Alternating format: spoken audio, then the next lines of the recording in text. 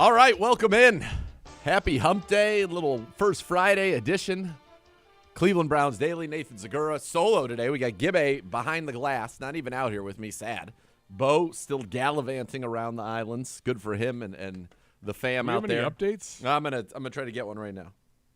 It's a good idea. Let's see. I mean, is Bootsy behaving himself? Have we had any international incidents? I know it's still within the United States, but it feels like right. It feels like, yeah, perhaps not. We'll see. I said, any updates? How's my boy? We're good here. Obviously, the owners' meetings wrapping up down in Orlando, Florida. So we'll talk about that kickoff review as well. We're gonna have Kelsey Russo, Brown staff writer in studio, who was down at the NFL owners' meetings to give us her take on that. It'll be the first time I've gotten to have her. She was on at the Combine, right? That's when she made her CBD debut. Correct. So this is her second appearance ever. Yes, you were gallivanting. I was gallivanting. I miss those days. I miss the days of gallivanting. Right now I have gallivanting envy because I'm not gallivanting, but others are. There's no gallivanting. Basically everybody I know is gallivanting right now. Spring break. Yeah. Yeah. We're here, not us. We're here for you. By the way, I just want to say, got a ton of positive feedback yesterday, kind of everywhere that I went, whether it be the store, what have you. Actually, was out at happy hour with my good buddies, the Nash and G Dizzle, and people loved yesterday's show. They're like, it was so fun with you and Donovan. It seems like you guys had a great. I was like, I had the best time. It was a very fast 2 hours. It was awesome. So it was great to have the voice back. Great to see him, and obviously, that show yesterday felt like just like riding a bike, and felt very easy, very fast, and hopefully very entertaining to all of you out there. Let's hope we can replicate it today. In terms of the speed. I was gonna say you're not gonna. I'm not replicating. The voice isn't there right there. You just got my I'm backpack. not replicating the content that the voice brings to the table. Yeah, you just got my backpack over there today, which is not adding nearly as much. We got some beautiful Billy Joel, Rod Stewart football. Go ahead and feast your eyes on that. I know you're excited. Solid Wilson. You know it's only one night only, right? You guys know that. Do you know that by now? You should. All right, our hot topics of the day presented by Vivid Seats, official fan experience partner of the Cleveland Browns. I will say, when somebody had said, I think it was Griff maybe last week, or maybe it was Uno, why do we have to wait so long for the tournament games again? I was like, what do you mean it's not that long? As I sit here right now, like, I'd like to have some tournament action on my TV tonight. Yeah, how about tonight? Yeah, I'd like to have a little bit. Yeah, but I get why they do it. It's a Thursday, Saturday, Friday, Sunday. It's even for everybody. It's all those things. Would you prefer a Wednesday to Saturday?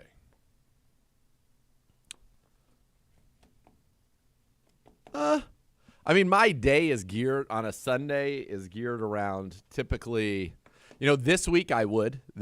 Sunday being Easter, right? I would probably, this week be like, Wednesday, Saturday would be great. But it's also nice when you're at a family gathering to be able to have kind of the sports on the background to talk about. So, no, I think it's fine. I'm just right on Sundays. My whole goal is to get to 10 o'clock as fast as possible because then I get curb. And we only have, I think, 2 left? I don't want to say it out loud. Yeah, I think only 2 left. 2? Yeah. Did you watch last week's? I didn't yet. Oh, I was saving it for the plane ride on Friday. Oh, you're gonna enjoy it. It's really good. The premise, I'll just get this doesn't give anything away, but one of the premises is about people who toss their keys to the valet, or people who hand their keys to the valet, and how that some valets don't like it, some do, and of course you can imagine with Larry that's gonna. Not a big fan of the tossing of the keys. You're not a tosser. You're a hander. I'm a hander. Yeah, I don't know. It's funny now, like with my car, and I think probably with most cars. When are you even in a position really to hand or toss your keys to the valet? It's the key fob. You keep it in the car. Yeah. Most times is the key fob in the car? Yeah. Yeah. Right? Yeah, you're right. I don't hand it off usually. Yeah, it's more, I think, maybe like in a garage situation where you have to park in a garage and then you have to go give them your key so that they could move your car in the event that they need to, like in a New York or an LA garage where you're 4 cars in a row, or when you go to the underneath at the queue sometimes. Oh yeah. You have to give them your keys. I still say no, my keys in the car. You're fine. I'm not really a hander or a tosser. I feel like if it was one of the two, especially because mine's just a fob. There's something fun about tossing a set of keys that's that looks like a badminton shuttlecock in the air, But yeah, I'm a hander. You'll see, Larry. We'll see. You'll see what Larry does. I'm looking forward to it. It's good. It's very good. Andrew Barry was with the media in Florida, and we are going to hear that full session for you, I believe, tomorrow. Tomorrow. On tomorrow's program here. Starting on Nick Chubb, he said, should begin to load run at some point in the upcoming month. He's working on strengthening his quad and working through his rehab, but isn't at the point where he's doing sprints or agility drills at the moment. However, they expect within the next month that is the next step Chubb will take. Quote, I think that's the next call. 3 months will be pretty telling in terms of his potential readiness for early in the season. Notice that he did not say there his potential readiness for the start of the season. He said early in the season. And I think that's, if we kind of go into it with my expectation right now, and this is based on nothing, I'm no doctor, is that I'm saying from my mindset as a fan would be I'm expecting him to open the season on the PUP list, and if he doesn't, huge bonus. Correct. That's just kind of how I'm looking at it. Yeah. Well, you and The Voice mentioned it yesterday with the acquisition of Foreman. Yeah. It's a pretty good running back room. And Pierre Strong and Jerome Ford. Like, you've got a stable now of running backs. Yep. So it's definitely setting it up like it could be by committee. Yeah. Which you would expect given the severity of his injury, but you also know that we shouldn't rule out Nick Chubb on anything. That's what I said. If anybody's going to kind of beat the timelines or be, fastest ever, Nick Chubb would be at the top of that list. After trading 2024 picks for Jerry Jeudy, the Browns currently have 5 picks for this year's draft. Number 54 in the second round, number 85 in the third round, number 156 in the fifth, 206 in the sixth, and 243 in the seventh. So 5 picks, a second, a third, a fifth, a sixth, a seventh. Really need to get rid of that seventh. No 1, no 4. Sure. With the gap between the third and the fifth, Barry said the potential for movement isn't off the table, but also isn't top of mind. And that's partly because I think this football team is in a position right now with its roster where it's already over the 53-man roster, over like 53 deep. So, yeah, that's kind of where you're at. I mean, it's you'll hear from him again tomorrow, but a lot of it was best available. Right. Like we have no idea Yep. what's going to happen in the first 53 picks. Did any of us have MJ Emerson coming off the board? No. The year that we took him? And no. quite frankly, he would have been a great first-round pick that year. Correct. And you mentioned it yesterday. I mean, you take a look at the guys that we've drafted who aren't first-round picks, they would have first-round grades now. Yeah, JOK, Delpit, MJ, DeJuan Jones, for sure. So they've done a very good job despite not having, even though I'd realized in the JOK year Greg Newsome was a first-round pick. I realized we had first-round picks. But that's been, a very good thing for this football team. And you're going to have to do it again. Now, this could be the first year, if we stay at 54, this will be the first year we pick a second-round pick in this stretch as well. Pretty sure JOK was the last second-round pick that we drafted. Because in 22 we didn't. Nothing last year. And 23 you didn't. 22 was MJ Emerson's rookie year. Yep. 23 you traded your 2 for Elijah Moore and a 3. So you got a player for it. I mean, he was really your second-round pick. Yeah, so there you go. Dustin Hopkins is the kicker. Cade York, again, he's here in a developmental role, and to see if he can kind of ever fulfill that promise the Browns saw in him when they drafted him. And certainly we all saw his talent, his ability to hit that 58-yarder against Carolina in his first ever NFL game. Here's what Barry said. He said, quote, We're really happy with us, and obviously Dustin's our kicker this year, barring any type of catastrophic injury or something along those lines. But we felt like Cade was one of, if not the best options to work with in that developmental spot. So that's and he hasn't worked with Bubba Ventrone. No. So, I think it'll be interesting to see what Bubba can do with him. The talent is there. It's just molding it to where we need it to be. Exactly. It's all there. Right. It's just finding it, the confidence. That's what part of a little bit of a mental rehab. Yep. With Cade York, and hopefully the Browns, will be able to do that. All right, just got an update from Bo Bishop. Thriving, however, Bootsy on another 24-hour no-gift ban due to misbehavior in the rental car. He really struggles here. He loves snorkeling, saw whales, sharks, and sea turtles. He goes, this is a big ban. We are going golfing this afternoon, and the pro shop is sick. We'll test his every instinct. He's on a no shopping? Yeah. This is his second 24-hour no-gift ban. Wow. That's going to crush him Because the other two are going to be like, I want a hat, I want a polo, maybe a pullover. Can I get some shoes? I could see the other two really going to a whole nother level on that.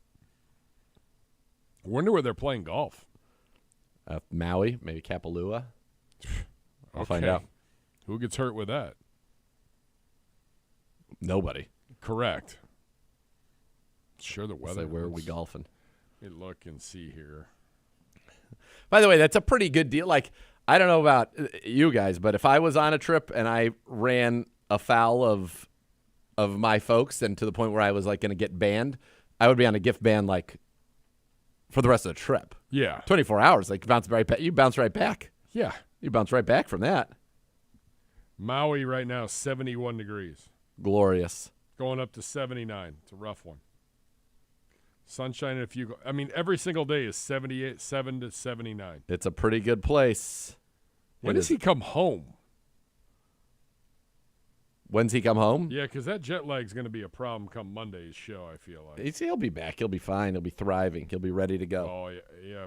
I look forward to the phone call at 1:05 as I'm teeing off somewhere. I'll be here, though. Not on Tuesday. I'm dreading it. You really shouldn't. You'll be fine. I'm dreading it. I'm dreading the whole prep. You not being able to eat is probably going to be the bigger problem. Well, yeah, and I'm a man. I'm 45. When you reach that age, there are things that you have to do, too, that are unpleasant, and that's what I'm combating right now. I have to do something that is unpleasant, and the prep for it sounds unpleasant. It's terrible. Griff laughed. Griff got a good laugh out of that. It's going to be awful. They're playing at Wailea Golf Club. He said the head cover game alone may make him pass out.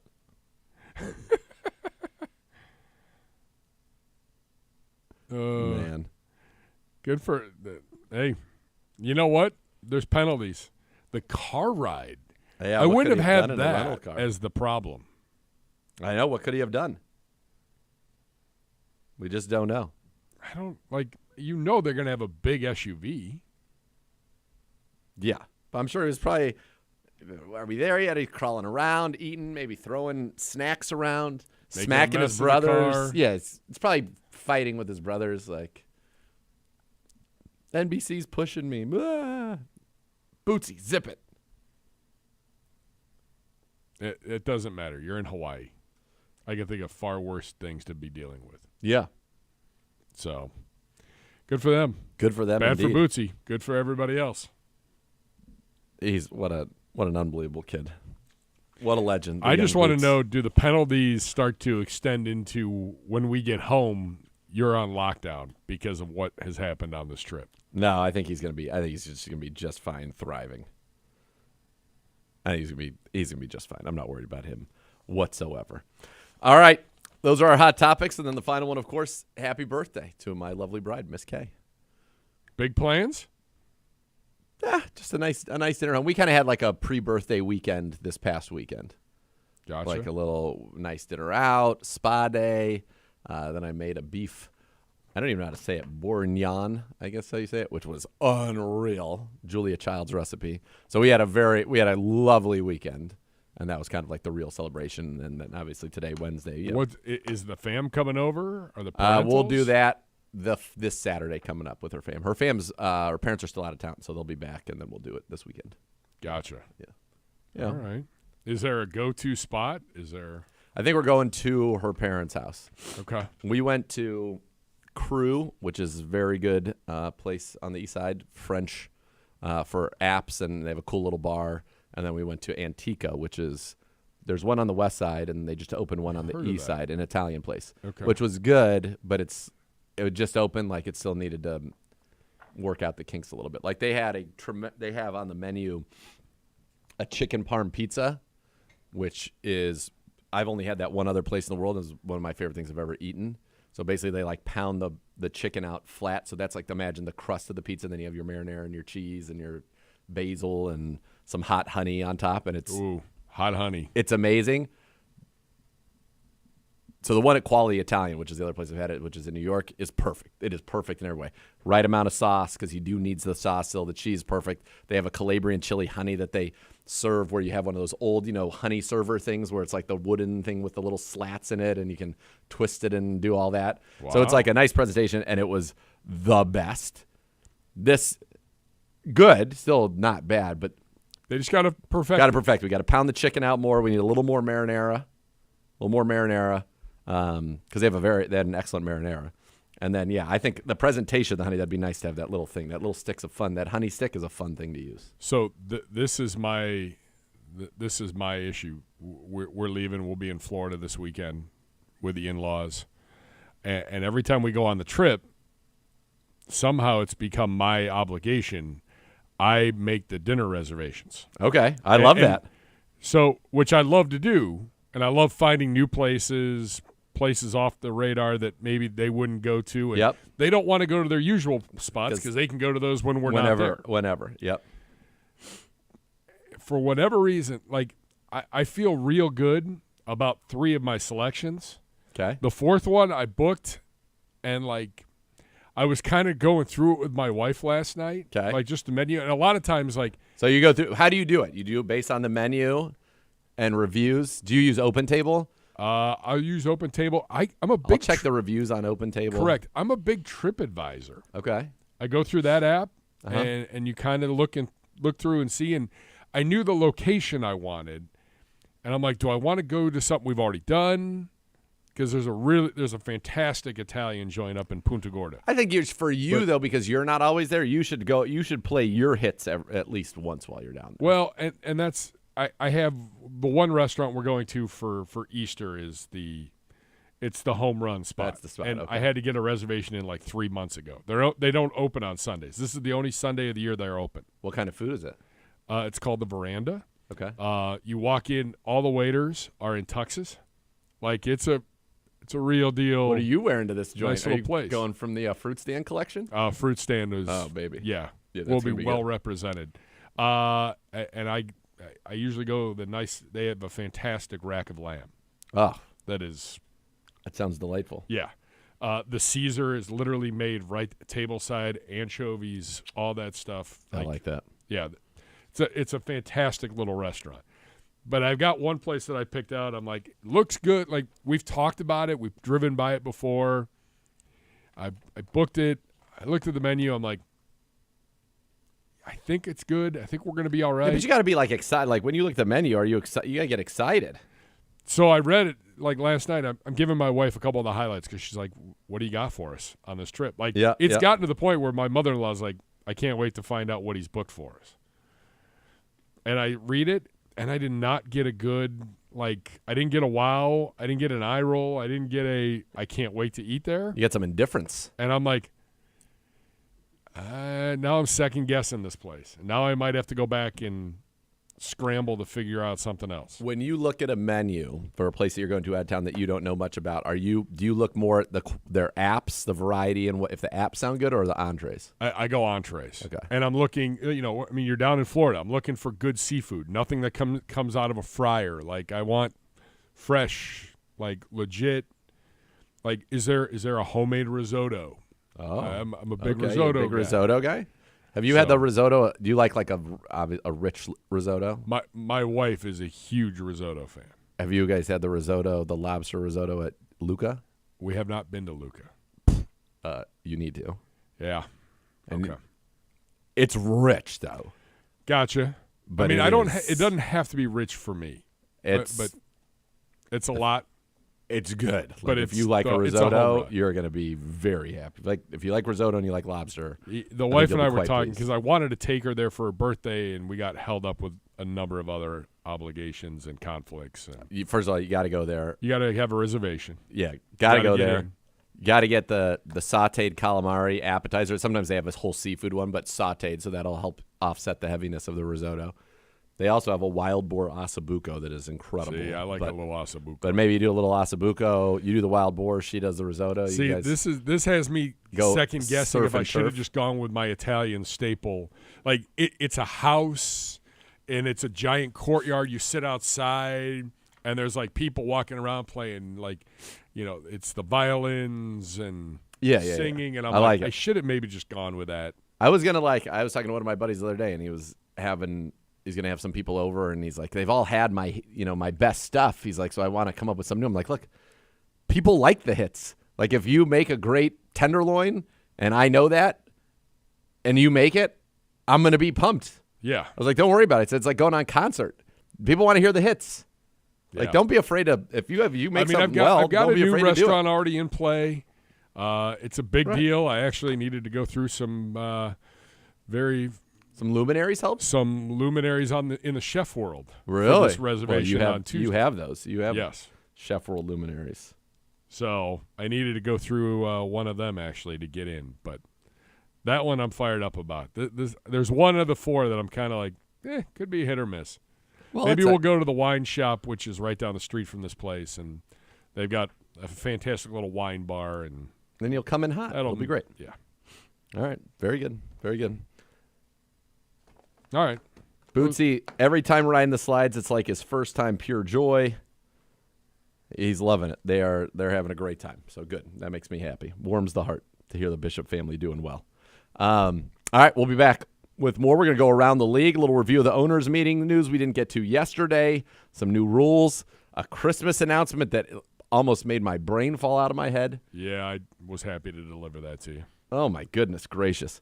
All right, we'll be back with more Cleveland Browns Daily right after this.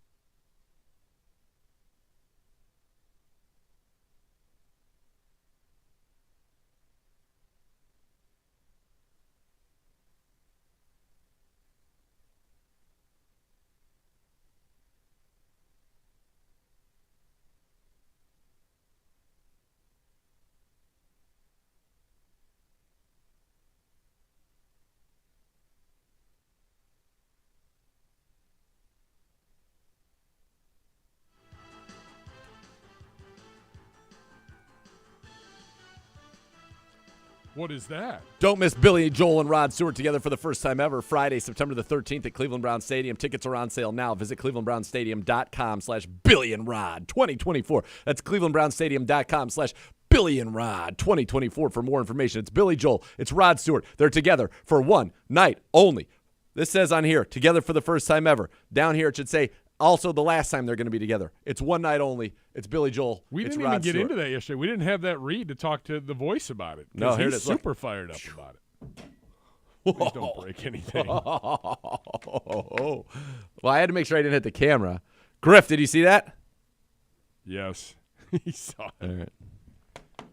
I thought it was a cool thing. Like the Billy and Rod they're coming right at you. All right, we're going to go around the league now. We got a review of the owners' meetings that we did. Some of the stuff we didn't get to yesterday. First, the owners have voted to approve a trade deadline that will now be pushed back 1 week until the Tuesday after Week 9 games.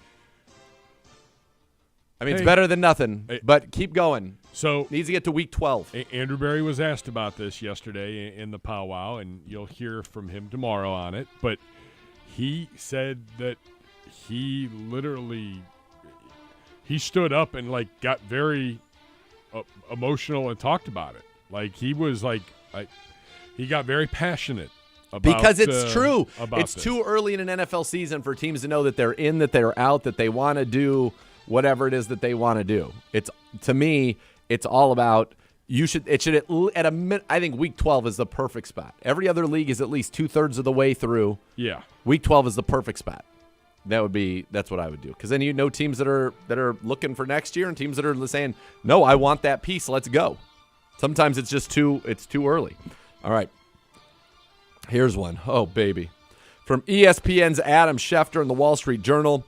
We thought we were clear of this. I remember saying, oh, man, it's leap year. Christmas is going to be on a Wednesday this year. We all talked about it. We all thought that. We're like, the NFL really, how would they logistically do this? Yep. Well, they did. Christmas is going to be on this year on a Wednesday. First Friday. We're fine.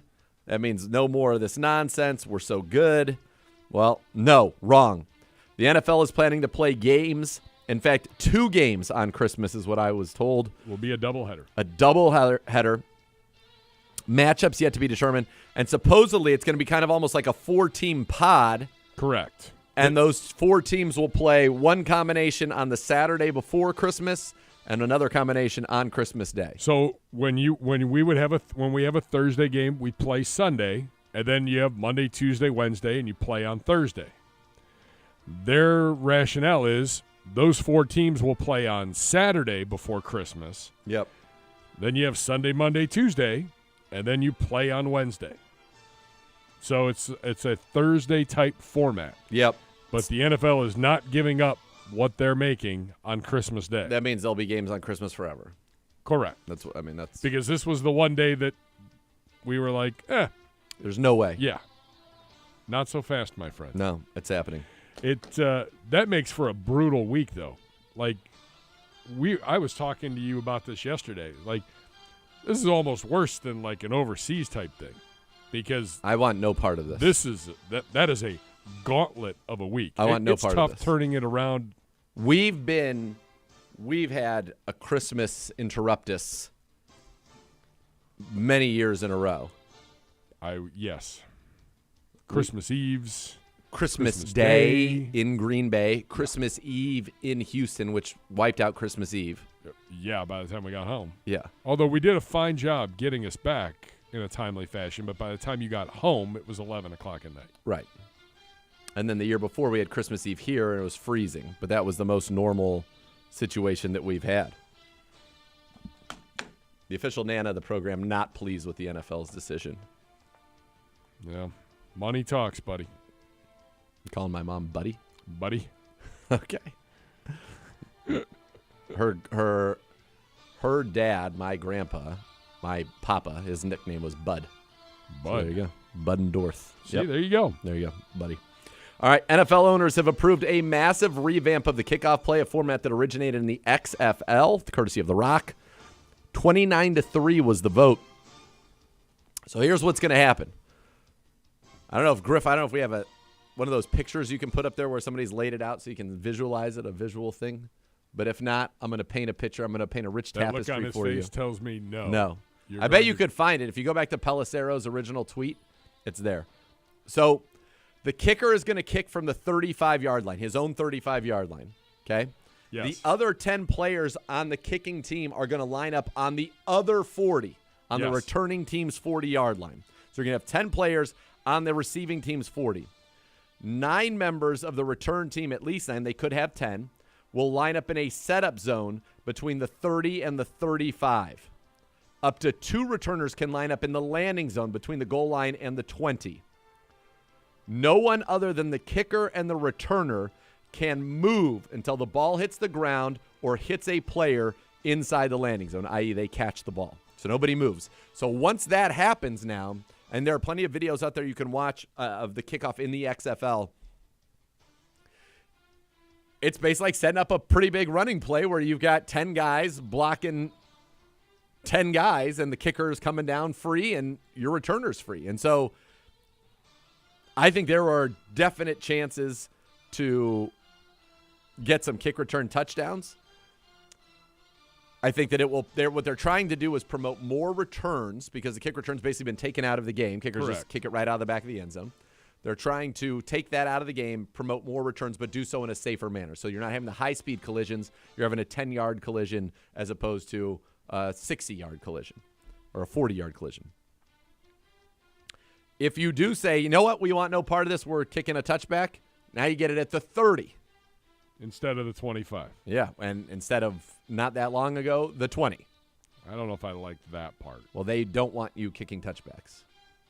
They want returns. I want to kick the ball out of the end zone. Well, then they'll get it at the 30.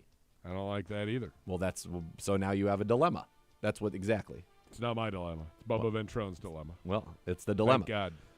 No fair catches are allowed now. So that whole thing where you could fair catch and then take it at the 25, that's gone. So you better do something with it. You're returning it.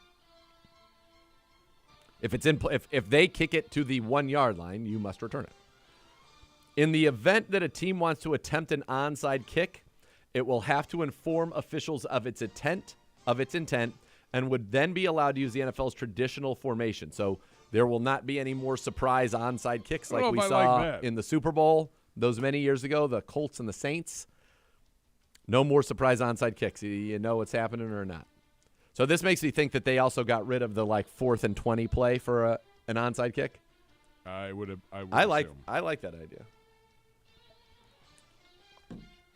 All right. Couple of moves from around the NFL yesterday. Falcons, All-Pro and Pro Bowl returner Cordero Patterson expected to sign with the Steelers, 2 years, $6 million. Reunites with Arthur Smith. Right after the kickoff rule was changed. Yeah, because he's going to be very good at it. Well, when we have Naheem Hines. All-Pro Pro Bowl cornerback Tre'Davious White, one of the best free agents still out there, has signed with the L.A. Rams. So it's interesting. I guess the guy that did his Achilles surgery, yeah, he and him have become really good friends, and he's out in L.A., and that's how he ends up in L.A. Listen, sometimes it's who you know, right? That's how you get into these things. All right, when we come back, Kelsey Russo, Browns staff writer, in studio. Get our thoughts on free agency, recap the week at the NFL owners' meetings. It's all coming your way next here on Cleveland Browns Daily, brought to you by Ballybet, a sports betting partner of your Cleveland Browns, now live in Ohio.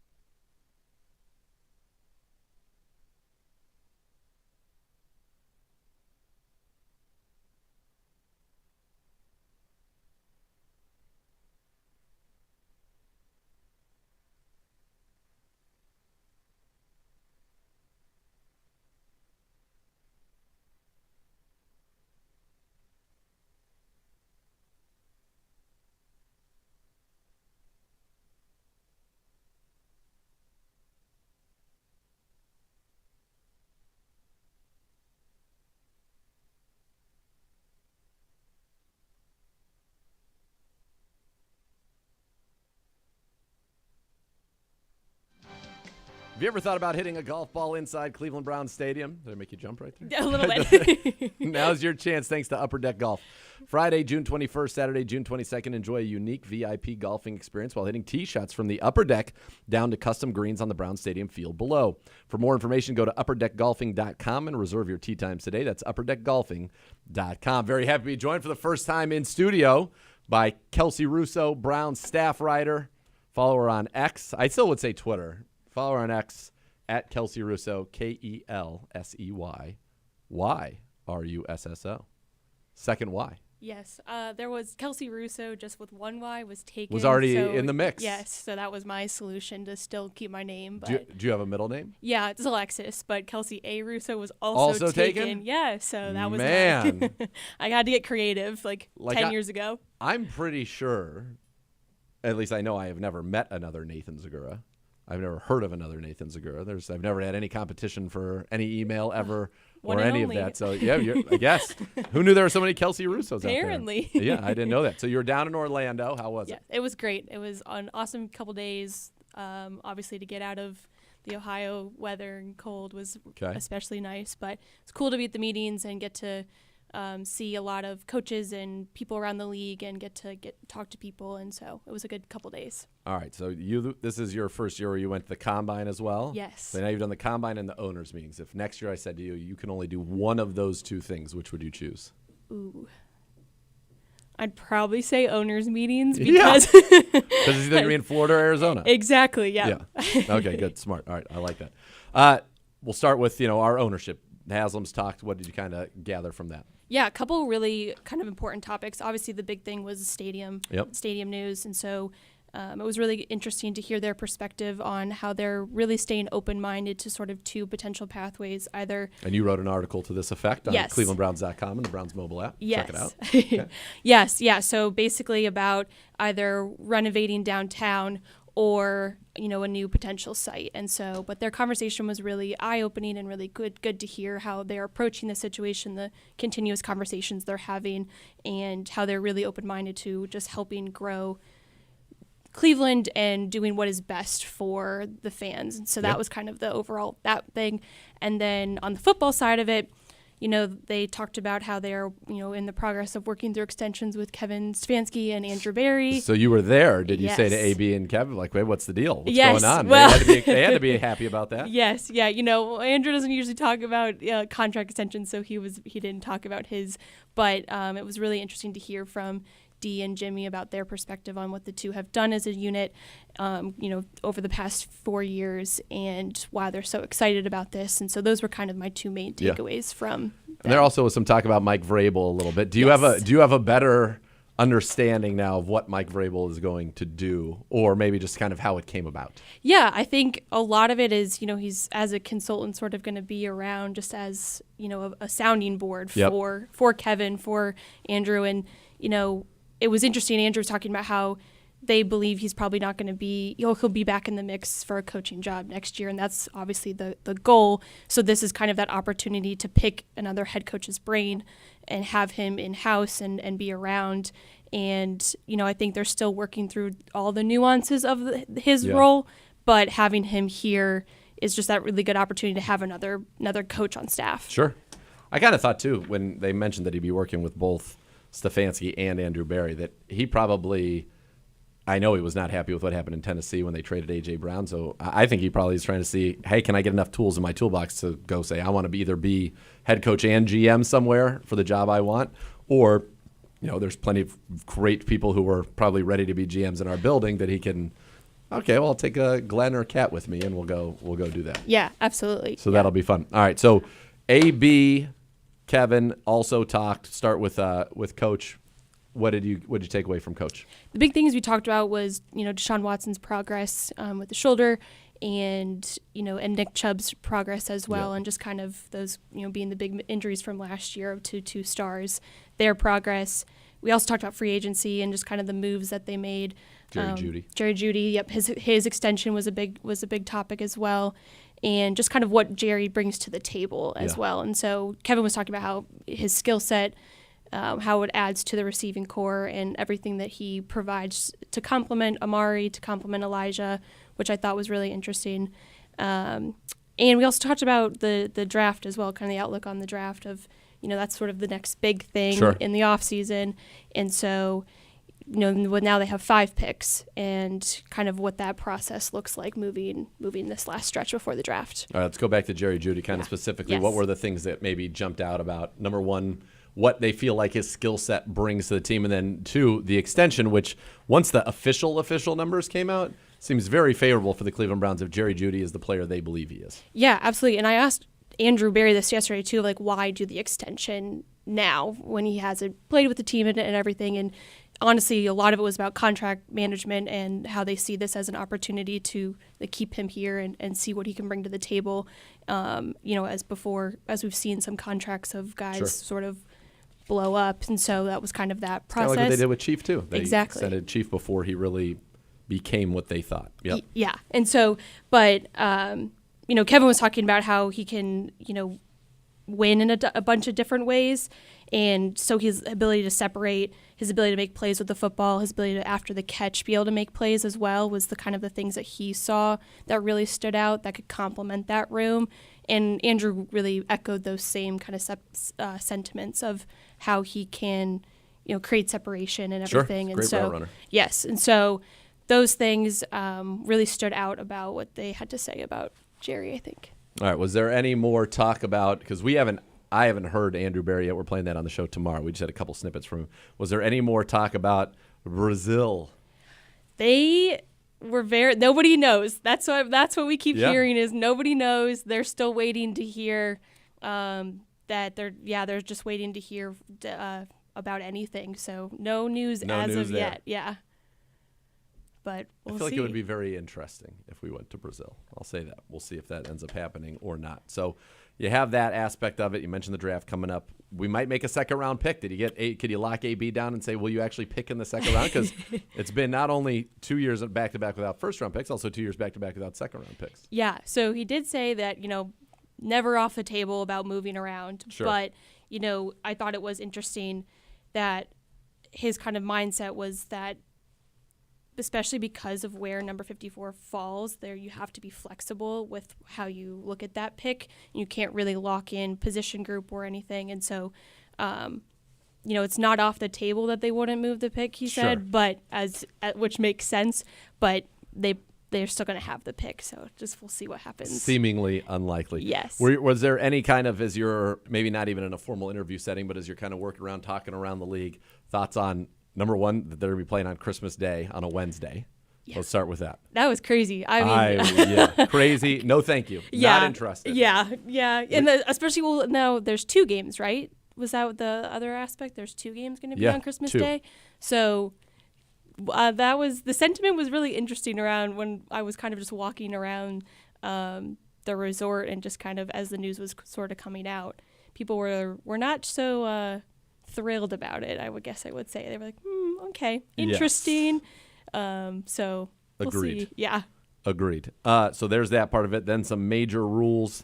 AB was able to get it moved back 1 week, even though he wanted to. And frankly, I think it should get all the way back to week 12, but maybe baby steps. I know that he was very passionate about this. Yes. Yeah. So we talked about, it was interesting how his proposal obviously didn't go through, but he was very passionate about their proposal for week 10, but seeing that, just 1 week, they'll take that in the sense of at least better it moves, than not. It moves. Yes. Yeah, better than not. I thought Kevin's answer during the breakfast was kind of comical. Somebody asked him about it, and he was like, "I'll support AB," and in his what AB says is what AB says. Yep. And so, I just thought that was funny of how he approached that of completely supporting AB's approach and their. Well, because it's better for the teams. 100%. You need the time to have the knowledge of what your season actually looks like before you say we're going to give up a draft pick to bring in a veteran or not. I just think teams don't know, and the teams that would be sellers don't know that they're sellers yet. Yes. I mean, it was last year. I think almost the whole league was still in it by week 13 or 14. Maybe 2 teams had been eliminated at that point. So yeah. you need to give it time so that moves can be made. AB was talking about too, it kind of the haves and the have-nots, Yeah. and you need that time to kind of tell that what aspect you are of it. Yeah, and so I 100% agree. So I think 1 week is progress. I'm thinking, they obviously would have loved for 2, but Listen, we'll take a week a year, and then in 4 years it'll be where it should be. Exactly. All right, they've revamped Kickoff, and the hope is, I'm sure as you heard, to get more returns, right? Mm-hmm. Isn't that kind of the thought process here? Yes, yeah, it definitely is, and I think it's an interesting. Was Bubba there? Bubba wasn't there. At least I didn't see You him, didn't see Bubba, so okay. I don't think so. But similar thing, Kevin talked about how he and Bubba have talked about it, and they were in favor of it, and so I think it makes sense in allowing that aspect of the game to grow. And now you have two, we added Naheem, yeah. So you have solid punt returner and kickoff returner who is really good at that aspect of the game, and so it's a cool element of all right, well now this is part of the game. It's going to be a big part of the game, I think. And we have a guy that can do that. So yeah, we got to get him in bubble wrap. We've seen what's happened with Jakeem Yeah. Grant, unfortunately, the last 2 years when we thought we were getting, one of the best in the game, and now you got a chance there with Naheem Hines. Was there anything else other than take out of the conferences, but is this your kind of, you work the room? For example, when we were at the draft, you pick up on things that are going to happen. Was there any kind of general league talk or any news, rumors, things like that you heard?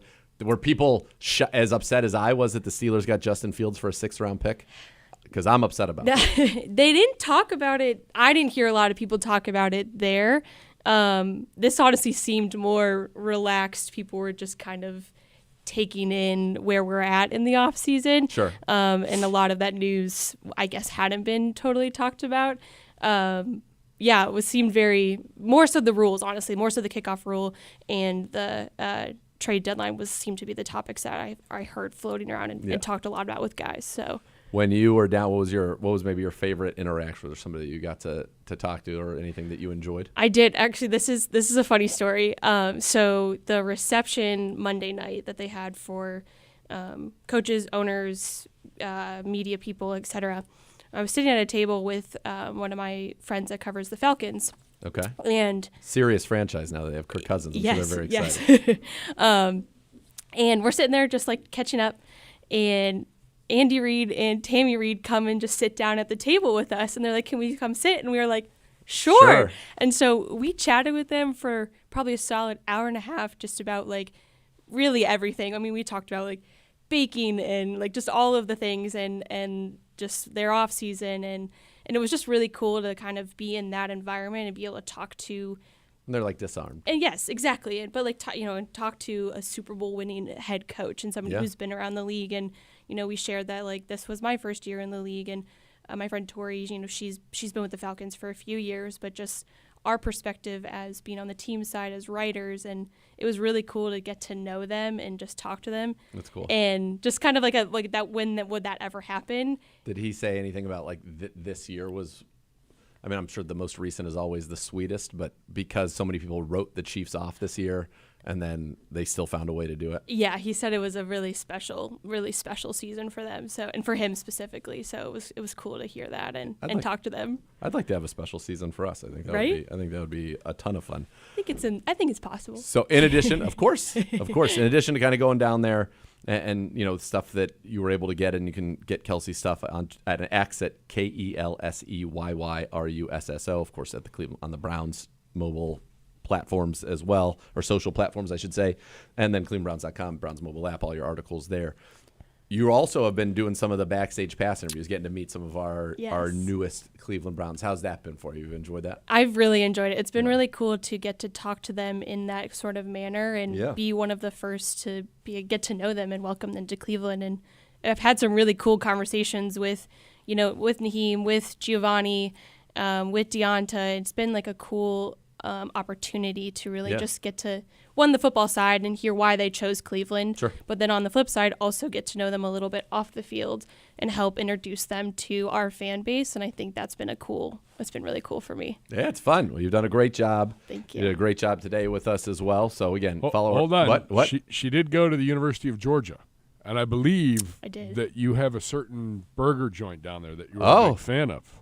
Yeah, Grindhouse? Yes. That's my buddy. That's my college roommate's business. So oh my he has gosh. all the grindhouses in Atlanta in Athens. That was Nick Chubb's favorite place when he Yes. went down there. Yeah, so yeah, that's my buddy Al B. He's the Wow. Burger King of Georgia. Okay, yeah, that was our spot. We would literally was down the street from where I lived for 3 years with my Really? college roommates. Yeah, so we would go there all the time, and that's awesome. I Yeah, did so not if you're know listening, that. people who are listening, if you happen to be going down to Atlanta or Athens, you got to check out Grindhouse. They also opened a new restaurant, Breaker down there as well. And there's one in the airport, but I would say you got to go to the store to get the actual experience. Yeah. You might run into, who knows, if Nick Chubb wasn't here rehabbing in a hyperbaric chamber at 5 in the morning, he probably would be there. Yeah, absolutely. Yeah. How about it? Yeah. Good. What a drop by Gibbe. Huge P. This is a small one. Imagine this, but bigger. That's what Gibbe. Awesome. Kelsey, thank you so much for the time. Of course. Thank you for having me. Oh, our pleasure. All right. Hour number 2 coming up next. We are going to go higher or lower, a.k.a. better or worse, team by team, ranking the AFC teams after free agency's first wave. We better be near the top of the list. We have an unbelievable Griff fact of the day coming up, and then we've got Mailbag Wednesday presented by Cross Country Mortgage. Good thing I'm not Ron Burgundy, the official mortgage partner of the Cleveland Browns. That's coming up. So get your questions in. We got a bunch of Bobby questions in reserve for sure if we need to. So we'll get to that as well. All right. Hour number 2, Cleveland Browns Daily, brought to you by Ballybet on 850 ESPN Cleveland.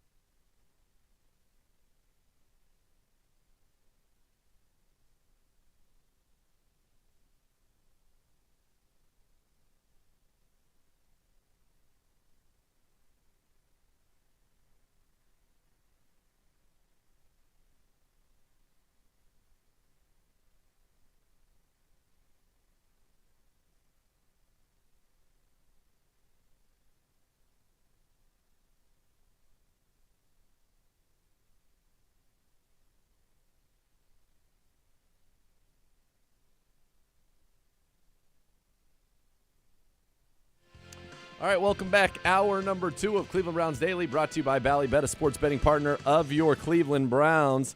Time now for a segment I like to call Better or Worse, but some other people like to call it Higher or Lower, presented by Keep It Fun Ohio from the Ohio Lottery, presented by Keep It Fun Ohio, who reminds you to set time and spending limits when gambling. Also, real quickly, be sure to check out the Browns' social media channels daily to play the Browns digital scratch-off game for your chance to win club seats and other great prizes. That's presented by the Ohio Lottery, the official lottery of the Cleveland Browns. All right, this comes from our friends at CBS Sports, Jordan D., ranking the AFC teams after free agency's first wave. I have no idea. It's idea. either Dejani or Dahani. Don't know. Because J could be silent. I was saying you did a good job. All right, thank you. Talking over that. All right, here we go. I figure we just go team by team. Okay. And if they should be higher, lower, Yep. or if they're just right. I like it. Number 1, post-free agency, the Kansas City Chiefs. Key addition, Hollywood Brown. Key loss, offensive lineman Nick Allegretti. Now, what about L'Jarius Sneed? That's a big loss, yeah, L'Jarius. I feel like that's a bigger one than their offensive lineman. Yeah, L'Jarius Sneed.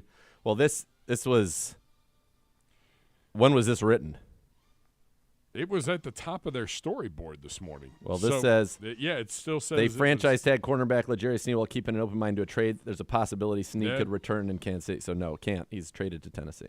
So he immediately becomes the biggest loss. Yeah, and we know now Tennessee's secondary. Boy, that's some secondary, Gibby. Boy, is the Chiefs. So you add in Hollywood Brown.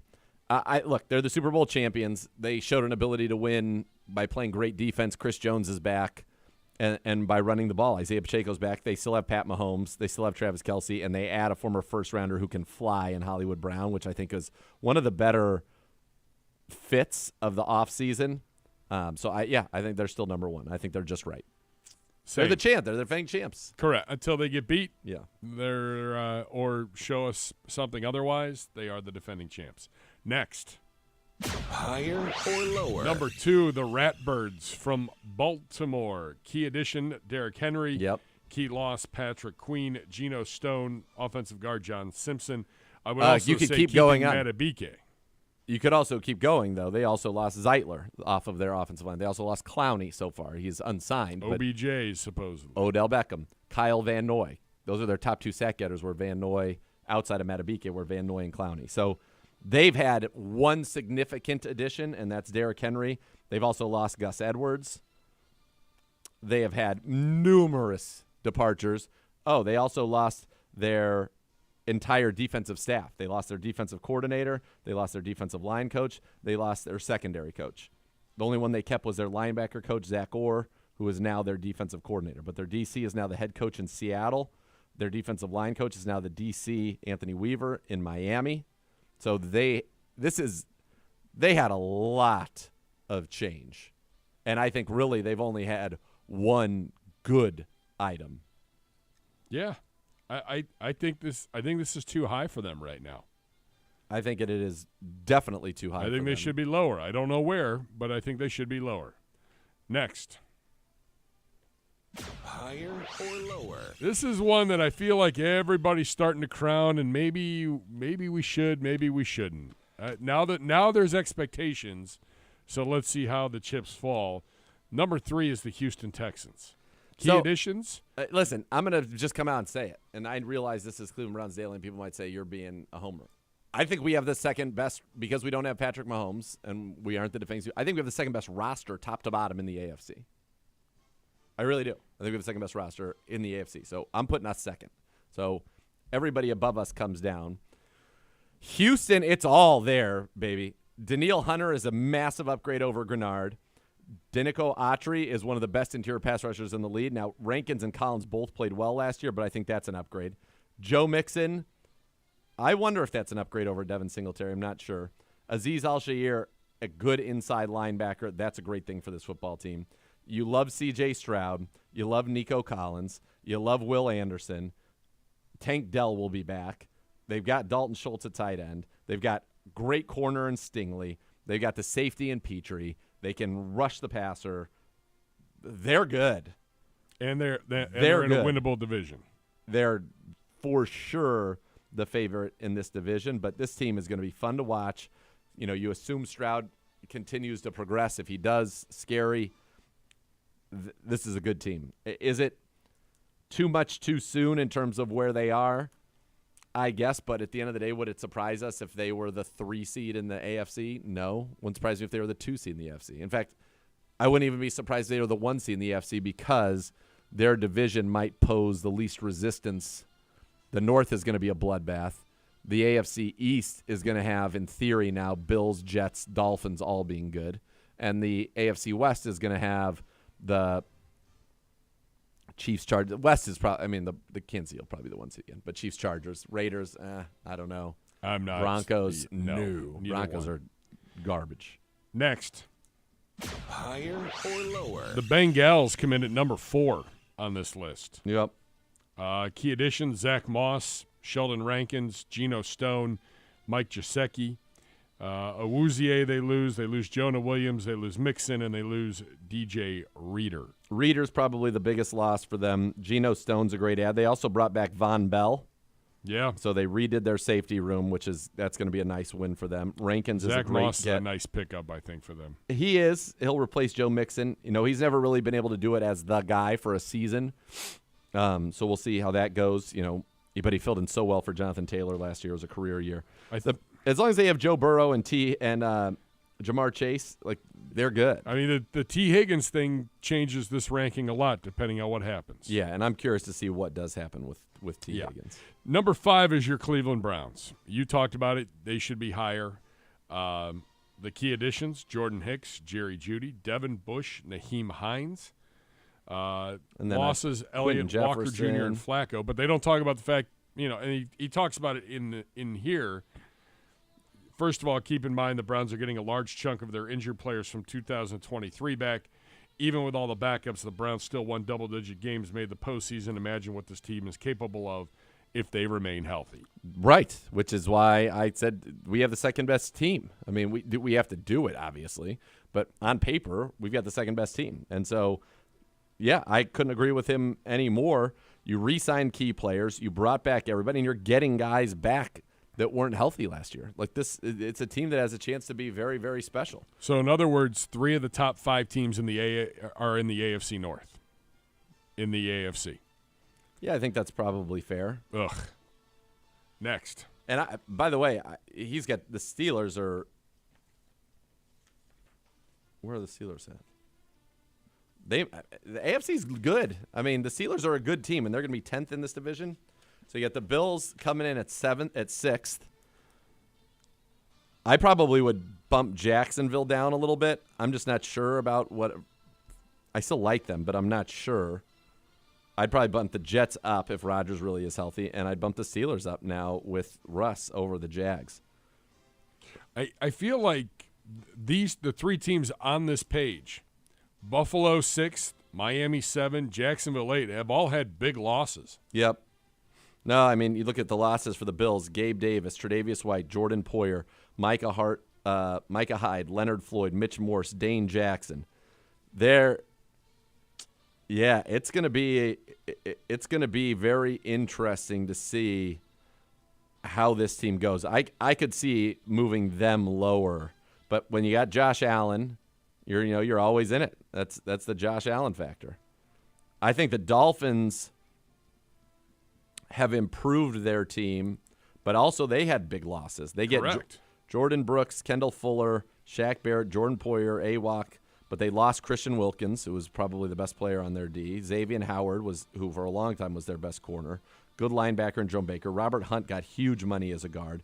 Van Ginkel is a very good situational pass rusher. So they've lost quite a bit as well. Yeah, that's it's interesting when you look at the number of guys that that these 3 teams are having to replace. Yeah. I kind of like the Jets better than – I actually like the Jets better right now than any of those 3 teams. You can make that argument as long as Aaron Rodgers is healthy. If Aaron Rodgers is healthy, they've got Garrett Wilson. And didn't they just sign somebody? Yeah, who did they – It's not on here. Didn't they just sign a good receiver? Mike Williams. Yeah, they just Yeah. got Mike Williams. Okay, so you're talking about Garrett this article Wilson, is Mike not Williams, up to date. Breece Hall with Aaron Rodgers and that defense. I'm putting them all the way up to number 6. As long as A-Rod is He's going healthy. to be healthy for this season. I don't know. Yes. Who knows? It's Aaron. I have no idea. No, he's going to be healthy for this season. So the Bills were 6, Dolphins 7, Jacksonville 8. The Jets were 9. The Squealers were 10. You could make the argument that you'd put Pittsburgh ahead of Jacksonville. You have to. You get Patrick Queen. You get Russell Wilson, Justin Fields, Dante Jackson. That is huge. They have a really good defense. The Fields trade is unbelievable for them. It's going to be They should just play Fields. But yes. they're They're not going to going run. to. They're going to use play action. They're going to play great defense. I wouldn't have a problem putting the Jets 6, Bills 7, Steelers 8, Dolphins 9, Jags 10. I think that makes a lot of sense. I hate saying it, but that team's going to be pretty good. The Colts, Anthony Richardson obviously is going to be the quarterback.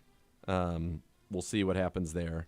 I like the Chargers better than the Titans just because they have Justin Herbert. And I think Jim Harbaugh, whether you like him or you don't, I know a lot of people around these parts don't because of what he was able to do at Michigan coming off their national championship. But he's going to win in the NFL. They need some more playmakers. Well, they're going to draft.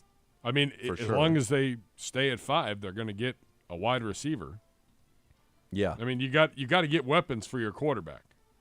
I mean, I'd draft Marvin Harrison Jr. If it goes quarterback, you get Marvin Harrison Jr. in there. You have last year's first-round pick. You got Gus Edwards, who's going to run it a lot. And you got Herbert.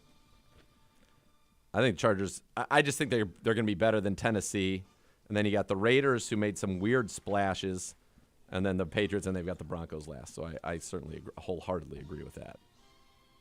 I mean, the Raiders key additions, Christian Wilkins, Huge. Gardner Minshew, Alexander Madison. And Madison was terrible in Minnesota last year, like terrible. And that's replacing Josh Jacobs. Correct. You lose Josh Jacobs, Nichols, a defensive lineman, an offensive lineman, The wide rest of receiver them- Renfro. Jacobs is the big loss. I mean, really, you would say they also lost, right, Jimmy Garoppolo, because wasn't he still on their team last year? Yeah. So he's not anymore. Yeah, they get Wilkins. They're going to have a very good defensive front. They'll be frisky, and they're probably appropriately rated. I might like them a little bit more than the Titans. I don't know. I don't know what the Titans are really doing. None of us know. But if they get good quarterback play. So they'll have Calvin Ridley and DeAndre Hopkins, Tony Pollard at running back. I mean, they have the makings of something that could make a run in their division. Or make I think they're things going to be interesting. more fun on. It's going to be different than the old Titans. I think they're going to be more fun on offense than they are on defense. I think on defense they could. Would you take Titans or Colts right now? Colts were almost in the playoffs last year. Okay. They almost knocked Houston right out of the playoffs. In fact, they should have if the guy doesn't drop a pass on fourth down. Exactly. We're going to Indy. We're going to Indy, which would have been much nicer.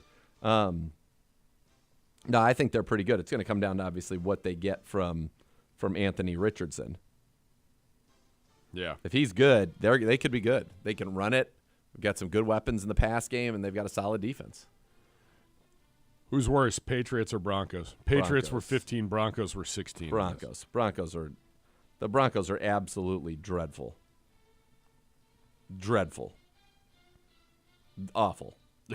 I mean, I don't know if the Patriots are much better. I don't know Yeah, but what. I would say with Jacoby Brissett as their quarterback, like they're going to do some things. By the way, shout out to Mac Wilson for being listed as a key loss for them. Good for him. Where'd he end up? Arizona. Got Good like for him. decent money. He got decent money. Taka got good money up there in New England. Good to see some of the former Browns getting that bag. You like to see that. All right, when we come back, Griff fact of the day time, and I have a feeling that these facts of the day are going to spurn some interesting questions, stories. I also topics. have some additional NFL news. Do you? Yeah. Is it a tease? Or do you want to do it right now? Is it breaking? No, no, not breaking. Okay. But I wanted to get your thoughts on it. I want to give you my thoughts. Perfect. All right. When we return, Cleveland Browns Daily brought to you by Ballybet.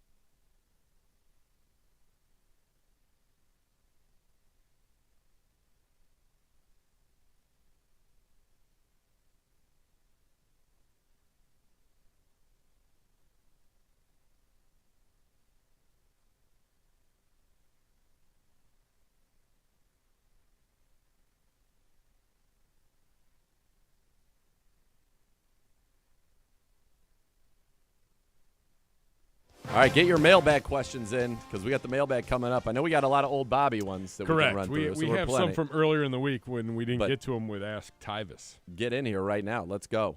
Get your mailbag questions and have some fun with that. Time now for one of my favorite parts of the show each and every day here on Cleveland Browns Daily. It's time for the Griff Fact of the Day. Fact of the day, fact of the day, fact of the day. It's the Griff Fact of the Day. Griff, when I asked you earlier today if you had a fact of the day ready, what'd you say? I said, yes, I do, and it's about me, actually. And how excited was I? That's what I wanted. were I wanted very a Griff excited. Fact of the Day about you. I don't know enough about hockey. I was very impressed by what that guy's doing for the Colorado Avalanche. It's very impressive, but I want to know more about young Griff, and that's exactly what I'm getting here, and I love it. Well, I appreciate it. So for today's fact of the day, I kind of want to do a little bit of a blast for the past for me. Yep. And so as a teenager growing up, I really wanted my driver's license. Sure, of And course. so I actually ended up getting my farmer's permit at 14 years old. But before I could actually get this permit, my grandfather had a set of rules that I had to abide by in order to do this. Question. Yes. Farmer's permit means that you could drive like trucks and farm equipment as long as it was on farm business? Not exactly. So I could drive from work to school, school to home. I don't know if Ohio has At a 14 farmer's years permit. old? Yes, at 14 years old. So I was driving legally on the road at 14 years old, a freshman in high school. The only thing that I couldn't do was if I had someone like in the passenger seat or just someone riding with me in general, it either had to be a member of my family or no one at all. And then I don't know if this was a rule that my mom set just for me, but I couldn't drive past 10 p.m. Okay. So I just find it terrifying, and I'm sure you're here, so Yes. you've made it through this, but the notion that I would be riding around on the roads with 14-year-olds just driving around trucks sounds right. scary to me. Well, I mean, I grew up on the countryside, so I mean, I've been driving like ATVs since I was like 8, 9 years old on Okay. dirt roads. So driving for me was nothing. Okay. But yeah, my grandfather, before I could actually get my permit, he had me. There was a requirement of 3 things that he set for my brothers and I. Number 1, I had to learn how to change my own tire. Number 2 was I had to learn how to change my own oil. And 3, I had to learn how to drive stick shift before anything else. And so what he did is my dad, my grandpa, and my dad had an old. Do you remember what an Isuzu was? Of course. Okay, he had an old Isuzu car. Joe and- Isuzu. Yes. Or Joe Super. I don't remember. Yeah. Yes, I do remember Isuzu. Yep. So we had to take the old Isuzu car, and they just had me out in like just some open parking lot, and I had to learn how to do stick shift that way. Luckily, I didn't drop the transmission. Good. I could have a few times, but luckily I learned pretty quickly of how to do a stick shift. So very thankful for that. Yes. So here's they were bringing up a Japanese multinational car company. Trying to see when they were big in the U.S. because I don't feel like they're not really around in the U.S. anymore. No, I've probably seen maybe like 2 or 3 since I've moved out here to Ohio, but there's a few back home that still drives around, but I don't think they make too many cars anymore. Interesting. Okay. Yeah, they make some stuff outside of North America for places, but there you go.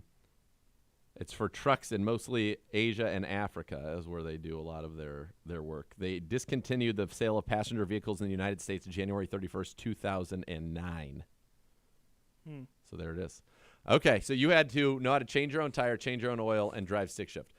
My question is, this would be something that is verifiable. So did you have to like change a tire in front of your grandpa to his satisfaction Yes, I did. and change the oil in front of him to his satisfaction? Yes, I did. Out in our barn on his lot. So I had to change a tire a couple of times because he also wanted me to make sure that I could do it in a timely fashion. And so even to this day, I could probably change a tire. If the bolts and everything are working with me, I could probably do it in about 20 minutes, 25 minutes of changing my own tire. So Okay. Yeah. That's impressive. That's impressive. And then driving stick, I drove stick as well. Yes. And it is I wish that I could still do that. I wish they're not many out there anymore. Right. Total control over the car. Loved it. Exactly. Felt like a race car driver. The only thing that I did not like about our Isuzu, it was one of my first cars that I ever drove, but we had this steep hill in my hometown that I always had to drive towards to get to high school.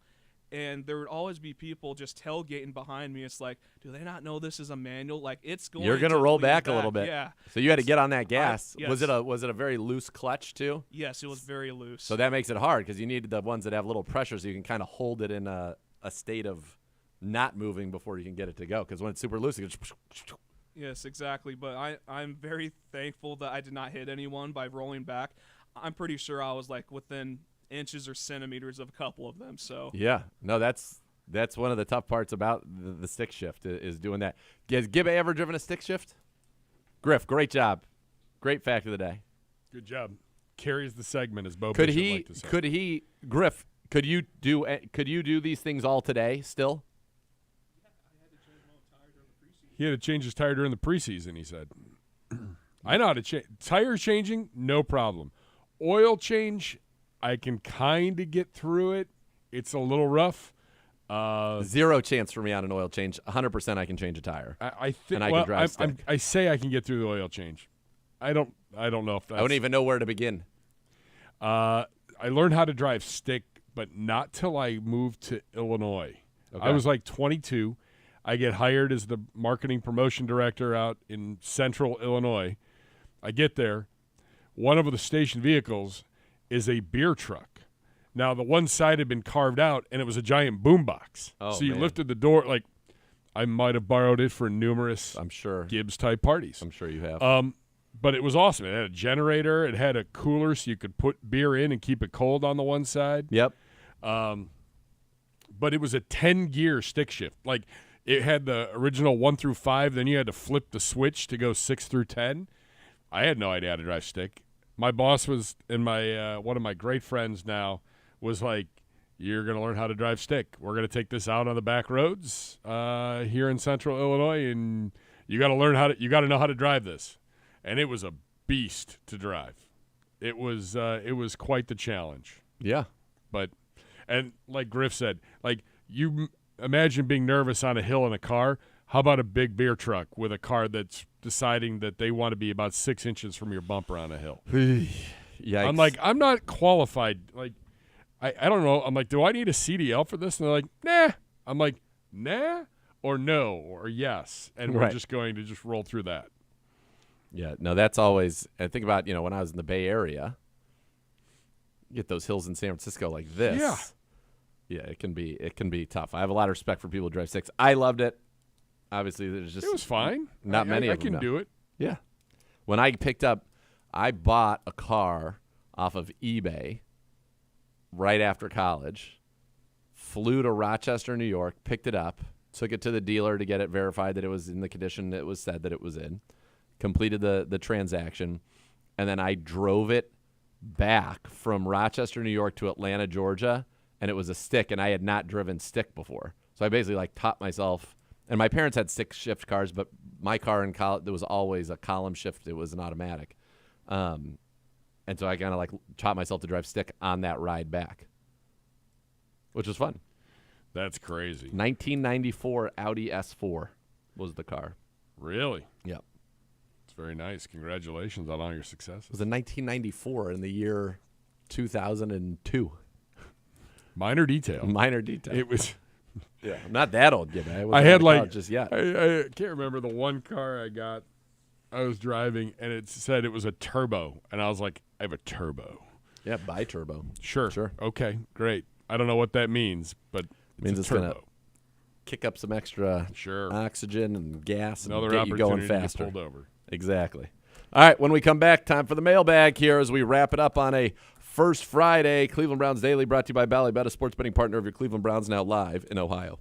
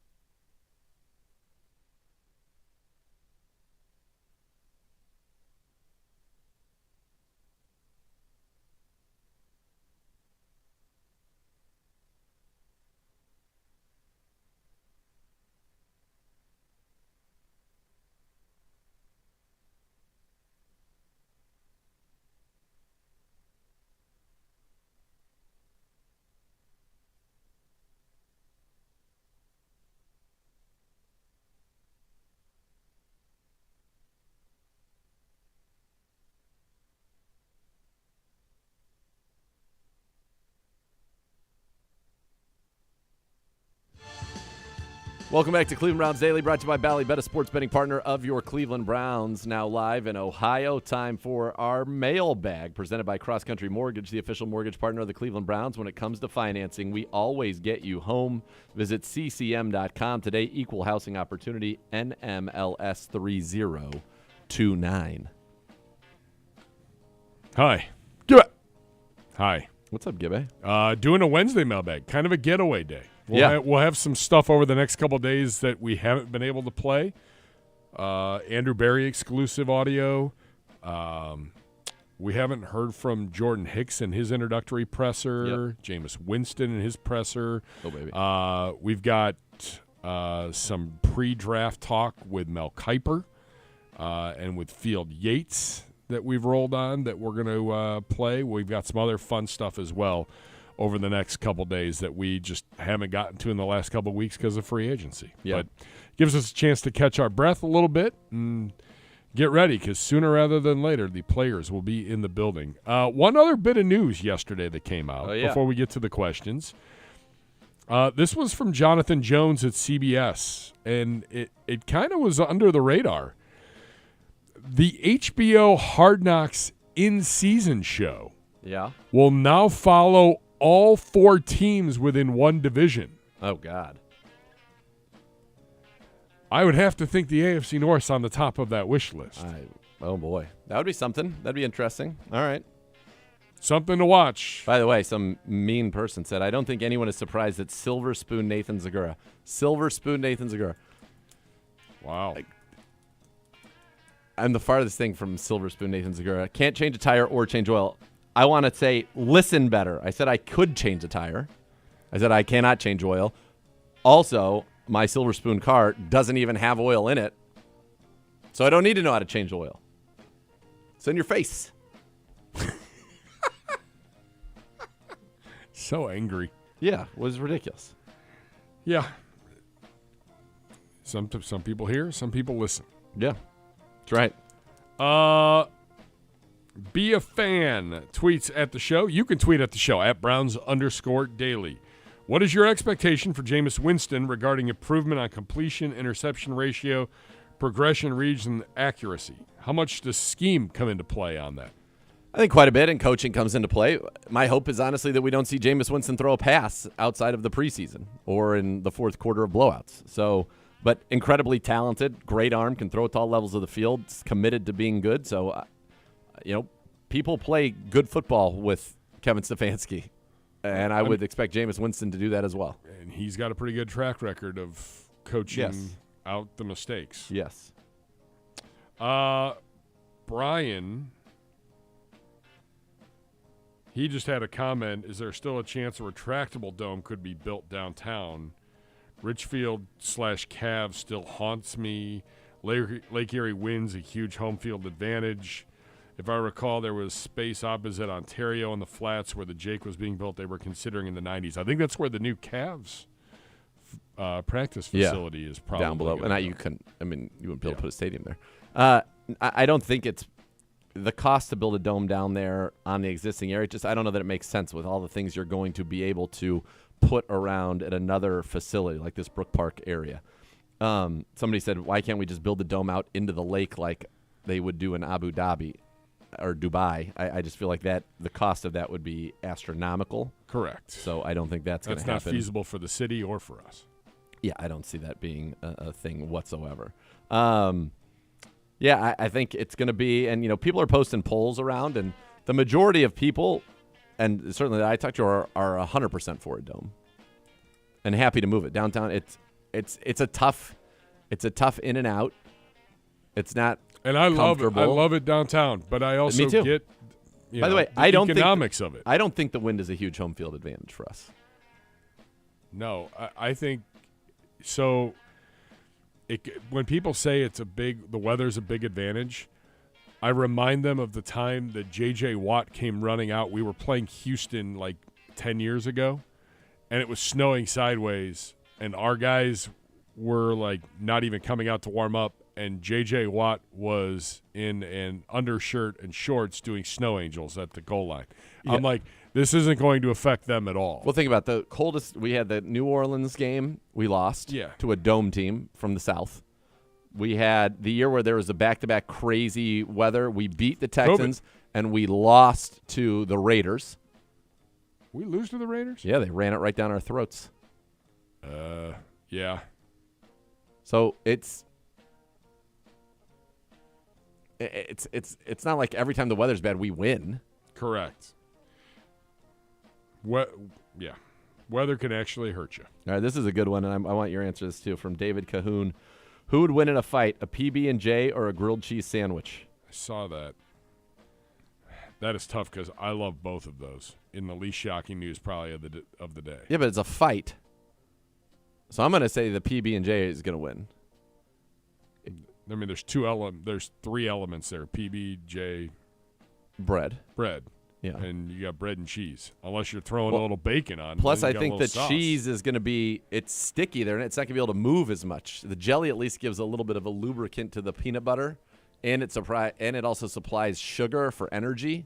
So I think the PB&J is going to take it to the grilled cheese sandwich. I think it's a mean grilled cheese. It's a second round knockout. Some good sourdough.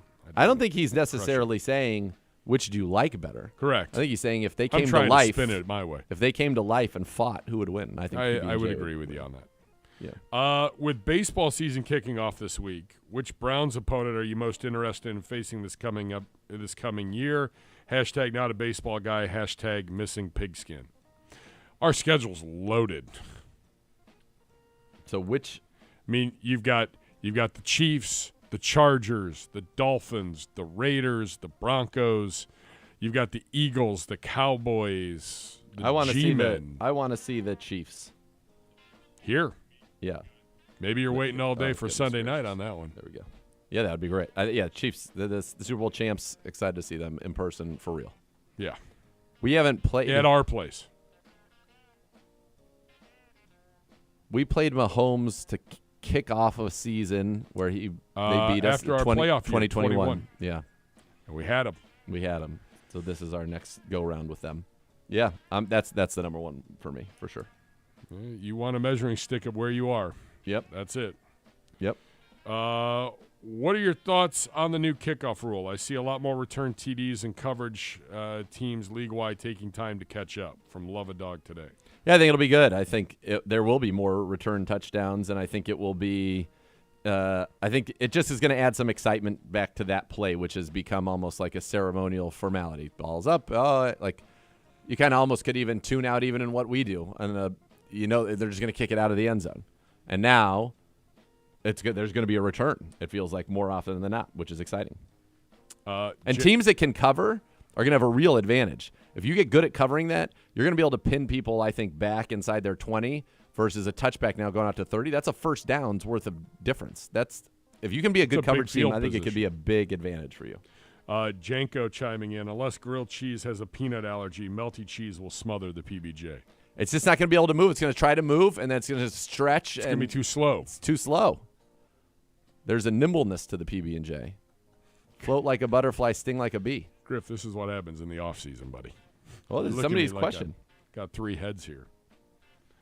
Enough from the clown. Yes. What Seinfeld or Curb storyline would you like to see play out in the CBD office?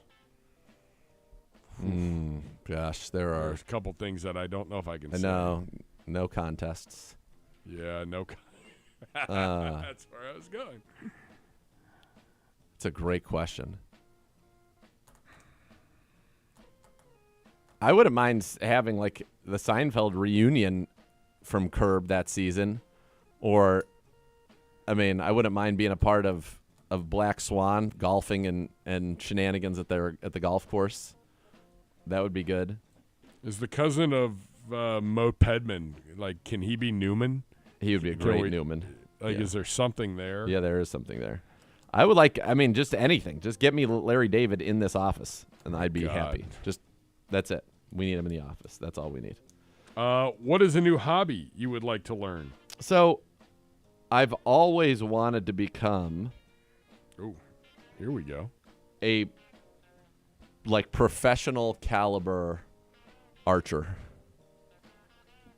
but I've never done it. And I wouldn't want to do it on one of those fancy schmancy bows with like all the pulleys and all that. So you're not. I want like the original bow and arrow. Native American, yes, original bow and arrow, or like a Robin Hood bow and arrow from Griff has England a times. scar From bows and arrows. He's showing me a scar from being an archer. From being an archer, the old school way. That's something I would like to do. I've really wanted to cook food and wine. I'm big on those hobbies. I've done a great job. I would also like to take time to ride every great water slide in the world. It's intriguing. I mean, it sounds like the best time ever. I mean, what are the top water slides in the world? I don't know, but I'd like to find them and ride them. What's the most underrated or overrated movie? Huh. It's a tough question. Underrated to me is the original Zoolander. I think is one of the funniest movies ever. I love it. So I think that one's underrated. Overrated? It's all these like serious movies now. Like Killers of a Flower Moon was well done. It was well acted.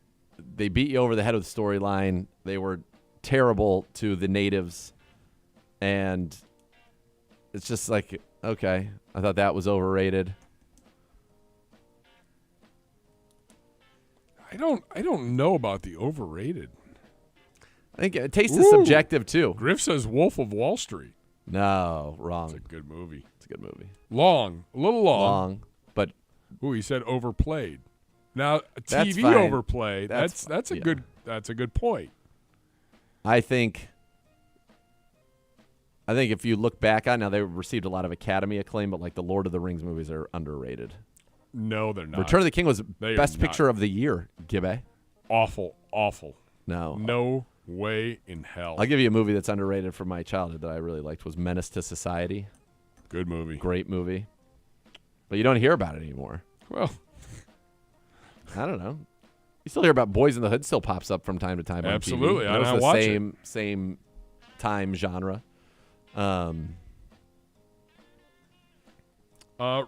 tweets at the show, match you are most looking forward to at WrestleMania.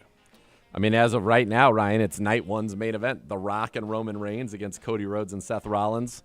Bloodline rules on at stake. I think there's no – I mean, The Rock right now is operating. If you're a professional wrestling fan or really have been at any point in your life, The Rock is operating at a level right now that's hard to even believe. Even he's the great one. He was my favorite, the best ever, in my opinion, and he's better now than he's ever been. His music's unbelievable. That's His whole why you presentation. didn't need Hulk Hogan. That's why you voted No, him but off he of the wouldn't top be four. here without Hulk Hogan. Maybe he would be. WrestleMania 18, The Rock, Hulk Hogan, icon versus icon, the passing of the torch. That was WrestleMania 18. We're on WrestleMania 40, brother. Brother. The Rock is so good right now. Like the beatdown of Cody Rhodes at the end of Monday Night Raw. Mama Rhodes didn't have to be this way, but now this is the only way. He is unbelievable. So anything that The Rock's involved with, and then obviously I'm looking forward to the main event the following night because we'll see how they finish the story and what's going to happen with Cody and Roman and all of that. And then, of course, the tag team match, the ladder match, because The Miz is in it. Go Miz. Are you going? I don't think I am this year. Wow. Sad, but I'll be here for SummerSlam. You better. When believe. is, well, maybe you will. be. April 6th and 7th. So it's Where's it at? Philadelphia. Ooh, the link. Yeah. Getting it I don't back. think it's good timing for me. So unfortunately no. Campfire Races says, do you ever check out AEW or are you strictly a WWE guy? I will on occasion watch AEW, but I am more of a WWE guy. Yeah, I'd say pretty much. I would like for if he's an AEW guy. My dream scenario for WrestleMania is Bloodline rules.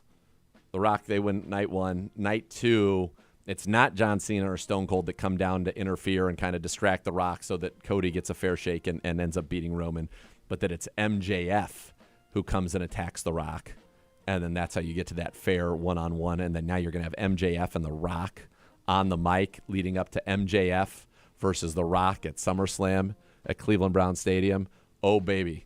make a star, unbelievable mic exchanges coming your way. It would be incredible. So that's what I want. Favorite reality show, Bobby time.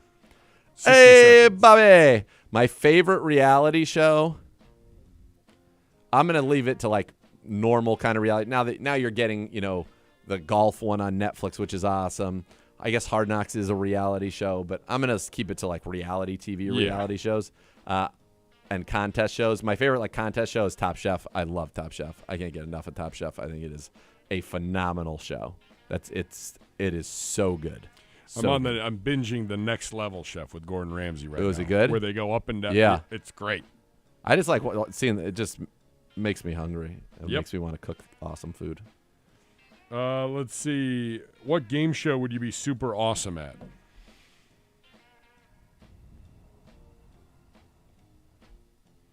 I don't know enough random stuff for Jeopardy at this point. There was a time when I thought maybe I could have been pretty good on Jeopardy. Not anymore. I would say I think I'd be great on Wheel of Fortune. Griff's in for Wheel of Fortune. Yeah, I think I'd solve some puzzles nicely. Wasn't The Miz on Wheel of Fortune? Yeah, I think so on Celebrity Wheel of Fortune. I would also. They don't really have game shows. I'd like to be on Who Wants to Be a Millionaire. Deal or No Deal. Games where you just like. Deal or No Deal. It's like, do you want this much money or this much money? Okay, yeah. I want some money. All right. That's today's mailbag. Thanks all for participating. So the guy wrote back, so you can't change oil. Yeah, that's right. And you can't use proper punctuation because there's no apostrophe between the N and the T. Burn. We'll be back with more Clean Broads Daily after this.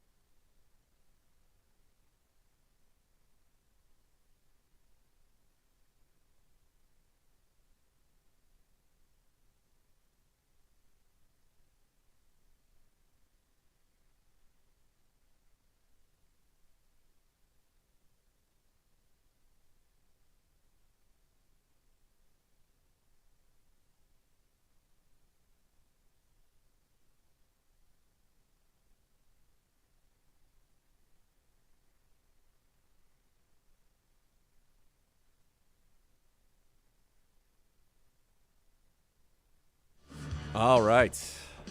That was a fun one. So, Gibbe, we had a question about ranking in Breaking Bad, Sopranos, and Game of Thrones. And you went what? I would marry The Sopranos. I would drive Game of Thrones off the cliff. What? Yeah. And then what was the middle one? Breaking Bad. What was the option for? I can't remember what Breaking Bad Date. is a great show. I think it was man. date, Great marry, or series. drive off of a bridge. I would date. 1 minute. Dude, 1 Dave. minute. Yeah. I Drive off the gotta bridge. check that one out. Game of Thrones simply for the end, man. Right now we're in Sons of Anarchy. Yeah, but the ride was years of magic. I'm sorry. I'm with Bo on this. The Doesn't end, ruin the whole show. It ruins the whole show. Does not ruin the whole show. It does. Wrong. Breaking Bad is unbelievable. All right, Andrew Barry tomorrow. Some other good fun stuff. We've got all. We'll get you through the rest of the week. Yep. I'll be back with you on April Fools, but for real, not a joke. And Next Bo. level's next. 30. 30. Huh? Bo will be back. And Bo will be back. Also not a joke. Real. All right. Next level's next. Thanks for listening to Cleveland Browns Daily on 850 ESPN Cleveland.